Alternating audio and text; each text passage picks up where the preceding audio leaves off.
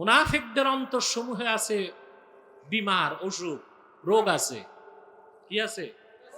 ওই রোগের নাম নেফাক। বাইরে একরকম, ভিতরে আর এক রকম, ভিতরে একরকম, বাইরে আর এক রকম। সুরত সকল খুব সুন্দর আছে, দেখতে সুবিশা, কিন্তু ভিতরে দেখা যায় আকীদা খারাপ, শিরক আছে, কুফর আছে। বাইরে ফিটফাট, ভিতরে সদরঘাট, অর্থাৎ ভিতরে কুফর, বাইরে দেখা আমি কি মুসলিম। আপনাদের সাথে কোরবানি করবে, আপনাদের সাথে নামাজ পড়বে, দেখাচ্ছে মুসলিম, কিন্তু ভিতরে শিরক আর কুফর ঢুকে আছে। এদের জন্য আল্লাহ তাআলা বলেন তাদের জন্য রয়েছে মর্মদন্ত শাস্তি। এই জন্যে তারা সত্যকে গ্রহণ করে নাই, মিথ্যাকে গ্রহণ করার কারণে। বলেন নাউজুবিল্লাহ। এই মানব জাতির তিনটা শ্রেণীর আলোচনা করলেন তিনি 1 নম্বর আয়াত থেকে 20 নম্বর আয়াত পর্যন্ত। 21 নম্বর আয়াতে যে তিনি এবার নির্দেশ জারি করলেন। বলেন সুবহানাল্লাহ। কোরআন শরীফের প্রথম হুকুম, শুধু সূরা বাকারাতে আদেশ আর নিষেধ আছে প্রায় 1000। কত? একদম প্রথম হুকুমটা আল্লাহ দিচ্ছেন। আল্লাহ রাব্বুল আলামিন বলেন, ইয়া আইয়ুহান নাসু উবুদু রাব্বাকুমুল্লাযী খালাকাকুম ওয়াল্লাযীনা মিন ক্বাবলিকুম লাআল্লাকুম তাত্তাকুন। হে মানব জাতি, তোমরা তোমাদের রবের ইবাদত করো। কার ইবাদত? জোরে বলেন। রবকে, যিনি তোমাদের সৃষ্টি করেছেন, তোমাদের পূর্ববর্তীদের সৃষ্টি করেছেন। বলেন সুবহানাল্লাহ। আমরা যদি রবকে চিনতে না পারি, তাহলে মুসলিম হিসেবে নিজেদের আত্মপরিচয় দিতে পারি? রেদা বিল কাজা, আল্লাহর সিদ্ধান্তে খুশি থাকা, এটাই মুমিনের কাজ। যে আল্লাহর সিদ্ধান্তে বেজার হয়, ওটা মুমিন হইতে পারে না। আল্লাহ চেয়েছেন বৃষ্টি দিবেন, দিচ্ছেন, আবার বন্ধ করছেন, আবার চাইলে দিতেও পারেন। আমরা দেখব তিনি ইনসাফ করেন না ইহসান করেন। যদি এখন বৃষ্টি দিয়ে পণ্ড করে দেন, এটা ইনসাফ, এটাও জাস্টিস। আর যদি তিনি আমাদের মুনাজাত পর্যন্ত সময় দেন, সেটা ইহসান, ইনসাফের চেয়ে বড়। সুবহানাল্লাহ বলেন। আপনারা দূর দূর থেকে এসেছেন এবং বৃষ্টি বাদলের পরও আপনারা নিরাশ হন নাই, বসে আছেন, আলহামদুলিল্লাহ। আমি কোরআন কারীম সূরাতুল বাকারা থেকে 21 নম্বর আয়াত তেলাওয়াত করেছি। এই আয়াতটিকে কেন্দ্র করে কিছু কথা বলবো ইনশাআল্লাহ। মনোযোগ থাকবে তো? শয়তান পারবে না তো? আমরা ইনশাআল্লাহ নিয়ত করছি কিছুক্ষণ পর মুনাজাত করে, গুনাহ মাফ করে, নিষ্পাপ বেহেশতে আল্লাহওয়ালা হয়ে বাড়ি যেতে চাই। কারা কারা হাত তুলে আল্লাহকে?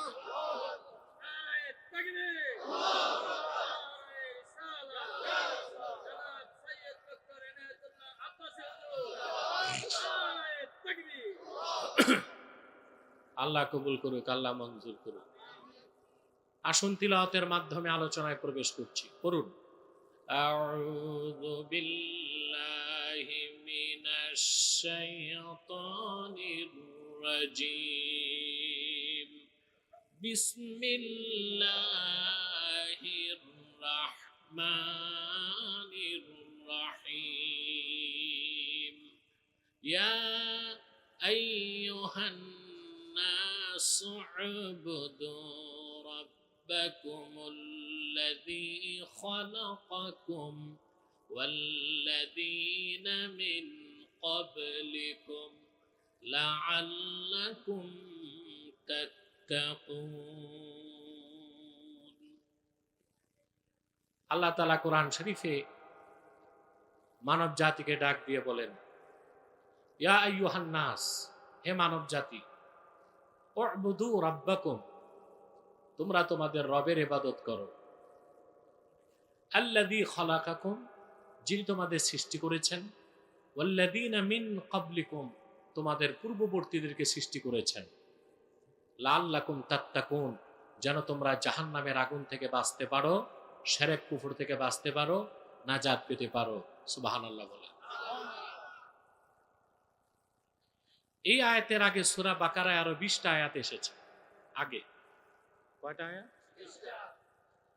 ওই 20টা আয়াত আল্লাহ তাআলা গোটা মানব জাতিকে 3টা শ্রেণীতে ভাগ করেছেন।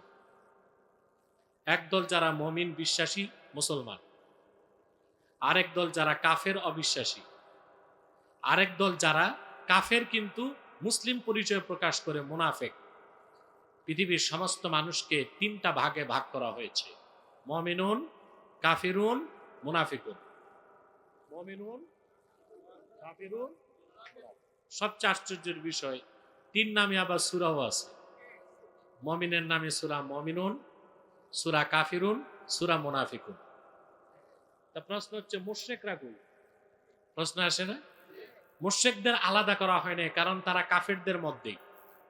কাফেরদের প্রত্যেক কাফের মুশরিক নাও হতে পারে, কিন্তু প্রত্যেক মুশরিক কাফের।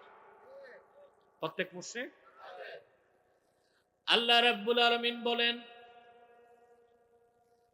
لم يكن الذين كفروا من أهل الكتاب والمشركين منفكين حتى تأتيهم البينة رسول من الله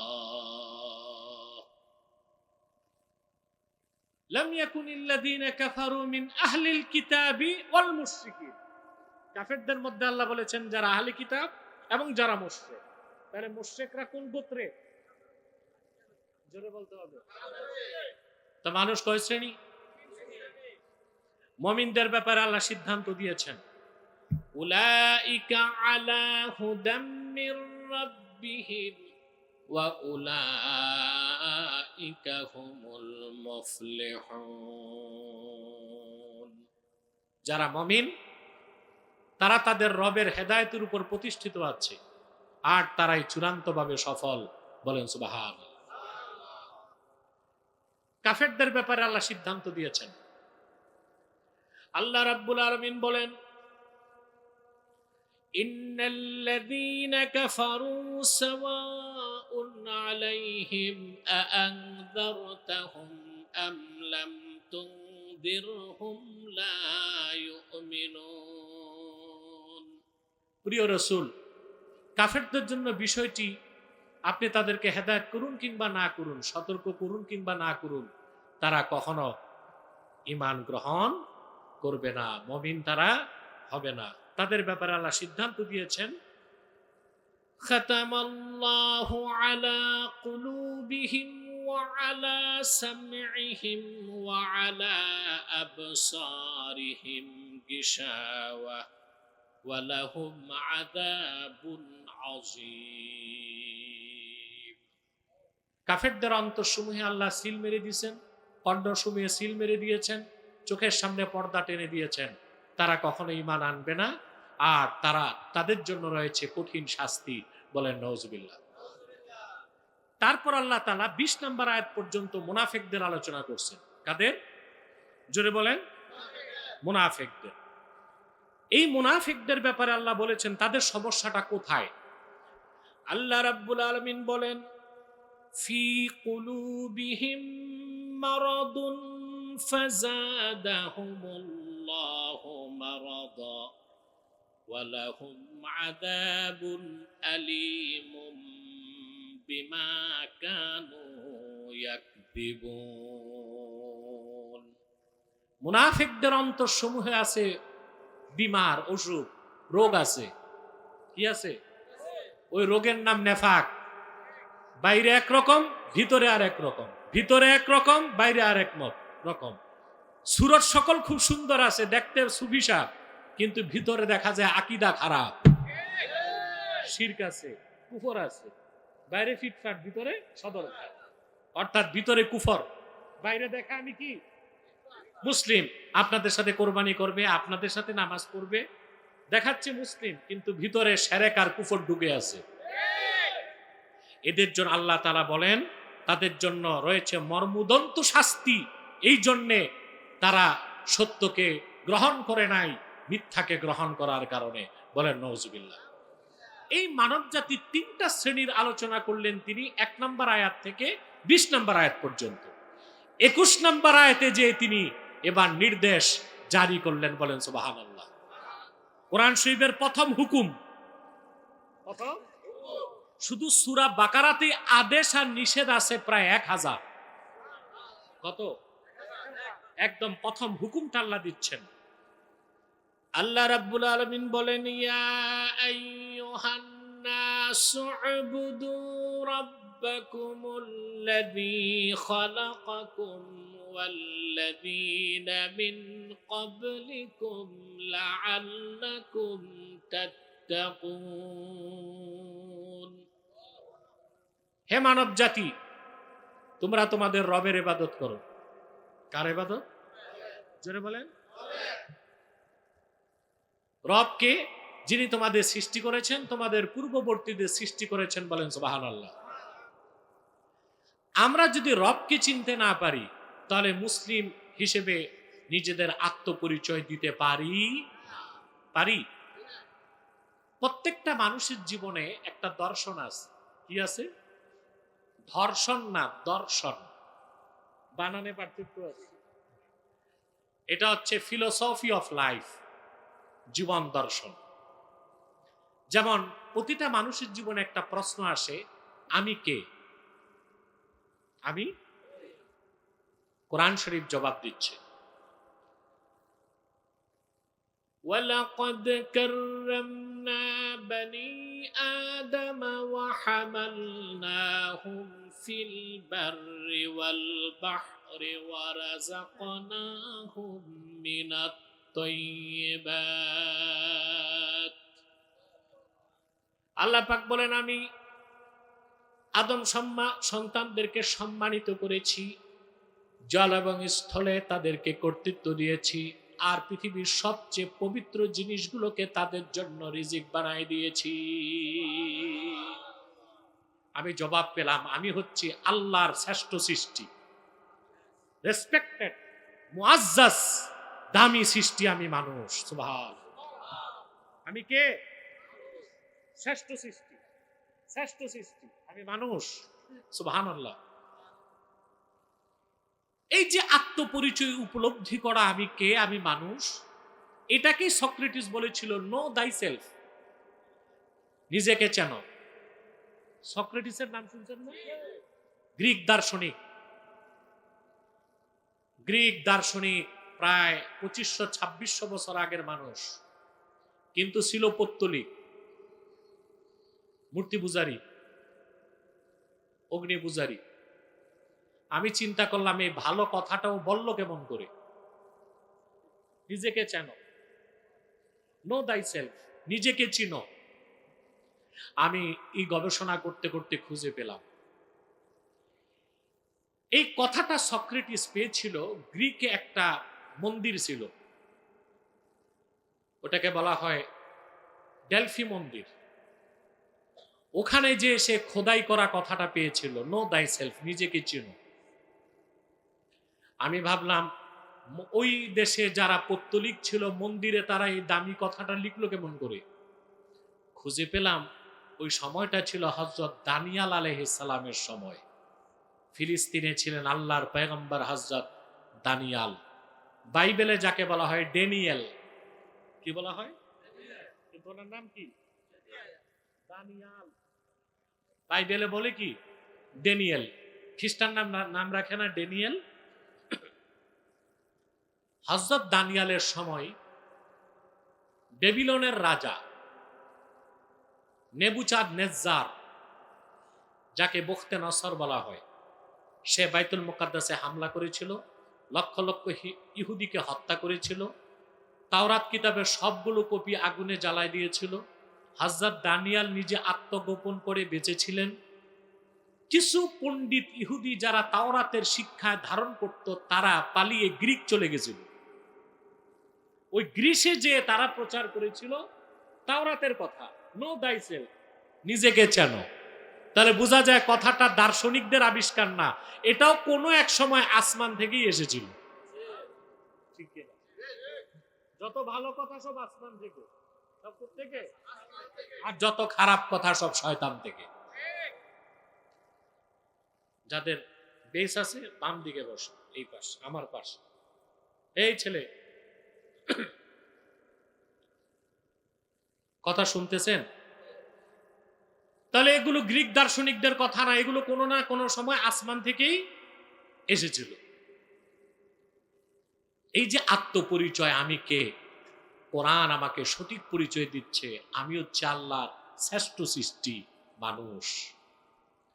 দ্বিতীয় প্রশ্ন, আমার অস্তিত্বের শুরু কোত্থেকে?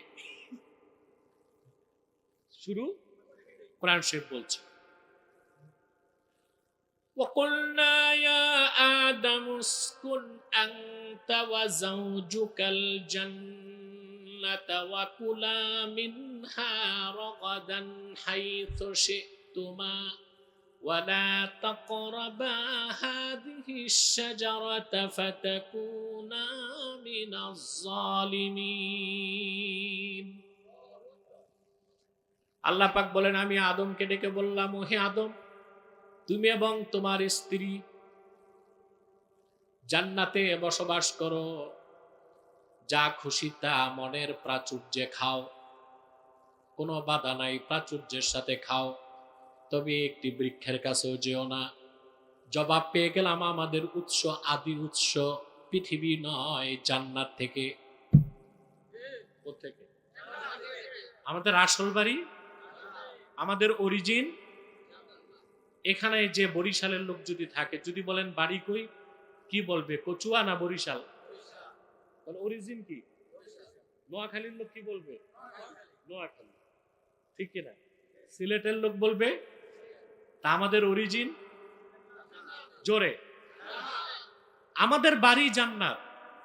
ওখান থেকে আমাদের পিতামাতাকে শয়তান বের করছে। এখন আল্লাহ তাআলা তার হাবিব মুহাম্মদ সাল্লাল্লাহু আলাইহি ওয়াসাল্লামের মাধ্যমে আমাদের বাড়ির দলিল পাঠিয়ে দিয়েছেন। চিল্লায় কন্যা সুবহানাল্লাহ। এই দলিল সাথে থাকলে বাড়ি ফিরা যাবে। দলিল সাথে থাকলে, জোরে বলেন, দলিল সাথে থাকলে বাড়ি ফিরা যাবে। তাহলে আমরা কোত্থেকে? অরিজিন অফ ম্যান, মানুষের আদি উৎস কি? পৃথিবী, জঙ্গল, সমুদ্র না জান্নাত? আল্লাহু আকবার। কোরআন আমাদের দাম কত বাড়ায় দিচ্ছে। 3 নাম্বার প্রশ্ন, তা আমাদেরকে কেন সৃষ্টি করা হলো? প্রশ্ন মাত্র 3টা, কে, কোত্থেকে, কেন।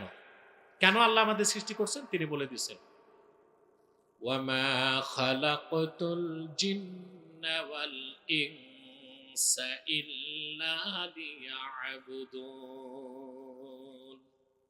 আমি মানুষ আর জিনকে সৃষ্টি করছি শুধুমাত্র আমার ইবাদতের জন্য। সুবহানাল্লাহ।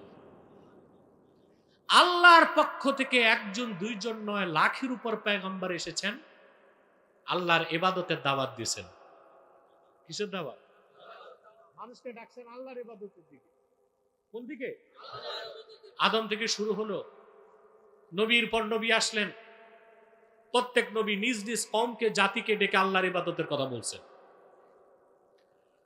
ওয়ালাকাদ আরসালনা নূহান ইলা কওমিহি ইন্নী লাকুম নাযীরুম মুবিন আল্লা তা'বুদু ইল্লাল্লাহ। আল্লাহ বলেন, নূহকে আমি পাঠিয়েছি, শত শত বছর নিজ জাতিকে ডেকে বলেছেন, হে আমার সম্প্রদায়, তোমরা